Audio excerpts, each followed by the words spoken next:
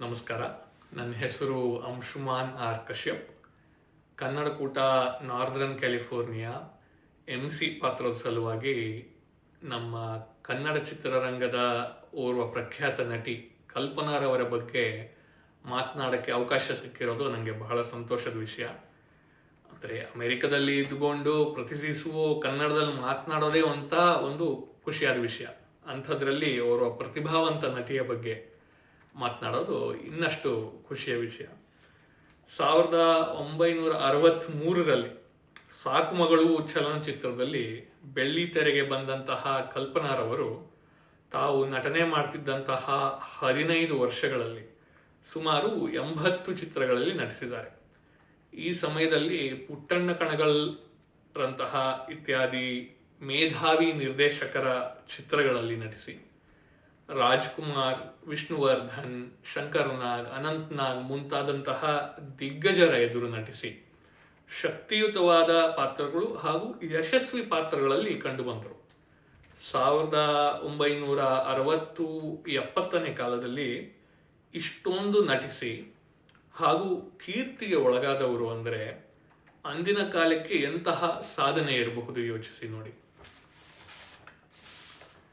ಇಂದಿಗೂ ನಾವುಗಳು ನೆನೆಯುವ ಚಿತ್ರಗಳು ನೋಡಿ: ಶರಪಂಜರ, ಬೆಳ್ಳಿ ಮೋಡ, ಬಯಲು ದಾರಿ, ಗಂಧದ ಗುಡಿ, ದಾರಿ ತಪ್ಪಿದ ಮಗ.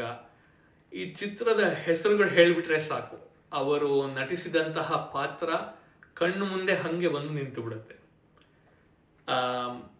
ಈ ಬಯಲು ದಾರಿ ಚಿತ್ರದಲ್ಲಿ ತಂದೆ ಪಾತ್ರದಲ್ಲಿ KS ಅಶ್ವಥ್ರವರು ಒಂದು ಗಂಭೀರವಾದ ನಟನೆ. ಅವರ ಎದುರು ಕಲ್ಪನಾರವರು ನಿಂತು ಈ ಎದುರು ಮಾತುಗಳನ್ನು ಆಡ್ತಾ ಒಂದು ಗಾಂಭೀರ್ಯದ ಪಾತ್ರ. ಇನ್ನು ದಾರಿ ತಪ್ಪಿದ ಮಗ ಚಿತ್ರದಲ್ಲಿ ಮೊದಲನೇ ಅರ್ಧ ಭಾಗದಲ್ಲಿ ಪ್ರತಿ ಎರಡನೇ ಸಂವಾದದಲ್ಲೂ ನಗೆ ತರುವ ಒಂದು ಹಾಸ್ಯಾಸ್ಪದವಾದ ಪಾತ್ರ.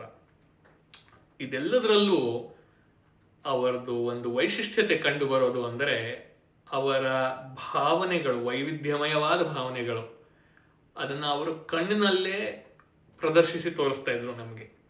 ಆ ಪಾತ್ರದ ಒಂದು ಹೆಚ್ಚುಗೆ ಅಥವಾ ಮಹಿಮೆ ಅಂತ ಹೇಳ್ಬೋದು ಅವ್ರದ್ದು.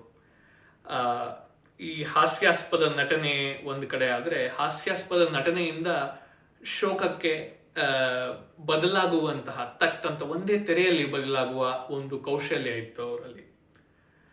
ಅವರು ಮಾತನಾಡುವ ಶೈಲಿ ಆಗಲಿ, ಅವರು ಬಳುಕು ಬಿಂಕದ ನಡೆ ತೋರಿಸೋದಾಗಲಿ, ಅಂದಿನ ಕಾಲಕ್ಕೇನೆ ರೋಮಾಂಚಕವಾದಂತಹ ಸಾಂಸ್ಕೃತಿಕ ಹಾಗೂ ಆಧುನಿಕ ಎರಡೂ ತರಹದ ಉಡುಗೆಗಳಾಗಲಿ, ಧರಿಸ್ತಿದ್ದಂತಹ ಒಡವೆಗಳಾಗಲಿ, ಅವರ ಕೇಶಾಲಂಕಾರವಾಗಲಿ, ಅವರದ್ದೇ ಒಂಥರ ವೈವಿಧ್ಯಮಯವಾದ ಕೇಶಾಲಂಕಾರ, ಇವೆಲ್ಲವೂ ಪ್ರದರ್ಶಿಸಿದಂತಹ ಅದ್ಭುತವಾದ ಕಲೆಯುಳ್ಳವರವರು.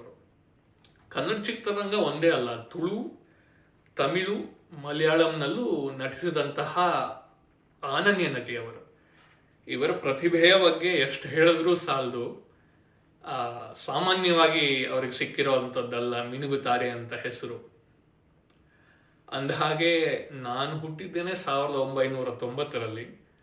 ಅವರ ಚಿತ್ರಗಳನ್ನು ನೋಡಕ್ಕೆ ಶುರು ಮಾಡಿದ್ದು 2000ನೇ ಇಸ್ವಿಯ ನಂತರ. ಅವತ್ತಿಗೇನೆ 30 ವರ್ಷಗಳಾಗಿದ್ವು ಅವರ ಚಿತ್ರಗಳಿಗೆ. ಇಂದಿಗೂ ವೀಕ್ಷಿಸ್ತೇವೆ. ಅದರಲ್ಲಿ ಅವರು ಎಂತಹ ಒಂದು ಪ್ರಭಾವವನ್ನು ಬೀರಿ ಹೋಗಿದ್ದಾರೆ ಅಂದರೆ ಇಂದಿಗೂ ಆ ಚಿತ್ರಗಳು ನಮ್ಮನ್ನ ಆಕರ್ಷಿಸ್ತವೆ. ಹೀಗಾಗಿ ಅವರ ಬಗ್ಗೆ 4 ಮಾತುಗಳನ್ನು ಮುಗಿಸೋಣ. ಜೈ ಕರ್ನಾಟಕ. ನಮಸ್ಕಾರ, ಧನ್ಯವಾದಗಳು.